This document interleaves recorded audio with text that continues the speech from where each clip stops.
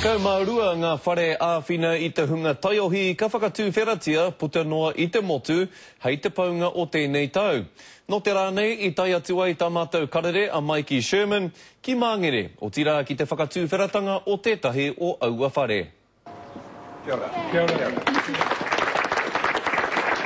He whakatūwhera I ngā tatau o te tūmanako mo te toko maha o te hunga taiohi e ngaro nei ki te he.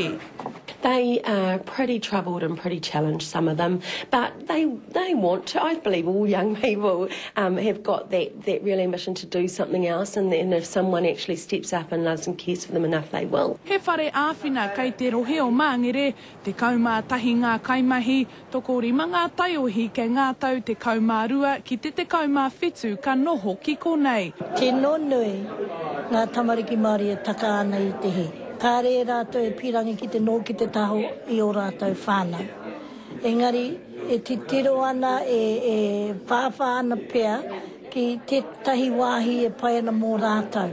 Ko tēnei te whare mō rātou. Ko pānera tūrua tētahi tangata kua puta I tētahi kaupapa pēnei, ia e tamariki ana ka hiahia uruia ki roto I ngā kēnge. Engari kaore I roa, ka mauheretia ia, mai I reira ka kitea e ia he māramatanga mai I tōna māma.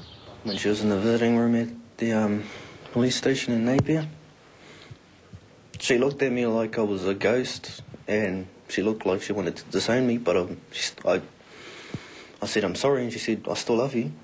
Te kaumārua e nei tū momo whare ka whakatūria hurinua I te motu I mua I te paunga o tēnei tau. He āhuatanga rite ōna ki ērā I te hurihanga I kirikiriroa, I katia I te kāwanatanga I ngā wiki tata nei nā te nui o te utu. Toru rau, toru te kaumā waru tāra te utu ki te kāwanatanga I ara mō ia taiohi e whakamahi ana I te whare nei, tata ki te haurua o te utu I te hurihanga.